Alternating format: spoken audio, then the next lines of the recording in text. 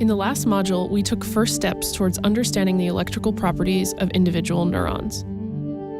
We learned how electrical forces and diffusion give rise to membrane potentials, and we learned how cells can generate and propagate signals called action potentials, or spikes, along the membrane.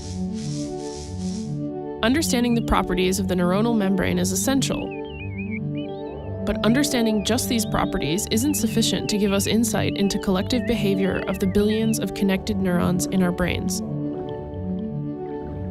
Luckily for us, we can approach neuroscience at many different scales and levels of analysis, and we don't have to confront the full complexity of everything all at once. That's what we'll be exploring throughout the rest of this course as we slowly go from our understanding of single molecules, such as ion channels, to the electrical behavior of neurons, to their collective behavior in small circuits, and finally onto how they become organized in large functional regions of the brain. Let's start simple, though. Since we've examined one neuron, a logical next question is, how do two neurons connect with one another? We'll first examine some basic cellular anatomy of neurons. So far, we haven't made too much of the fact that the majority of neurons are polarized cells.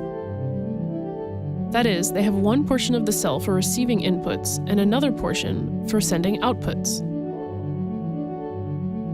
The parts of the cells that are specialized for receiving inputs from other cells are called dendrites.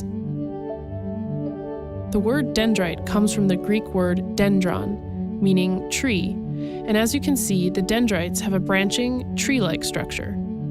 A signal received by a dendrite is passed to the cell body. If there is sufficient depolarization of the cell body membrane to initiate an action potential, then an action potential is sent down the axon. The axon then carries the propagating action potential to another neuron. So what actually happens at the boundary between two neurons, between the axon of one neuron and the dendrite of another?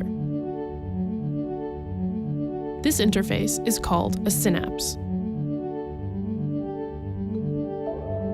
There are two general types of synapses: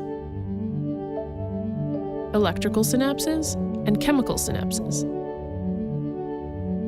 Electrical synapses are less common in our own nervous systems, but they're simpler to think about, so let's start with them. Electrical synapses are basically pores between two cells that allow ions to pass through. They allow the passage of the electrical signal through to a neighboring cell without much fuss. It's not so different than just combining two cells into one larger cell. There are lots of reasons that nature might need synapses like this from time to time. They're fast, and they allow cells to couple together with a high degree of synchronicity.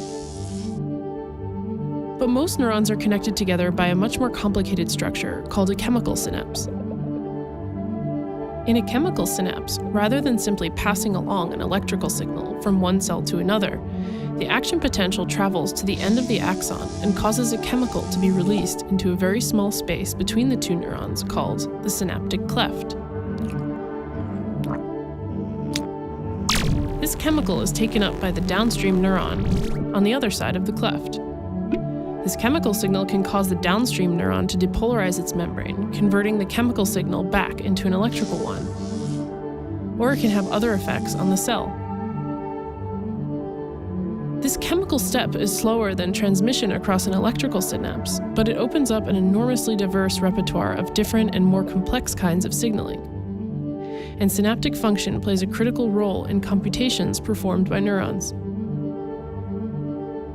We'll spend the rest of this unit exploring the inner workings of chemical synapses, on our way to beginning to look at how networks of interconnected neurons give rise to behavior.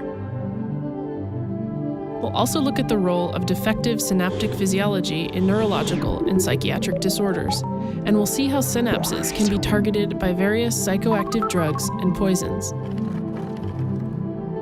Finally, we'll wrap up by looking at how synapses can change over time in response to external stimuli, playing a foundational role in how we learn and remember.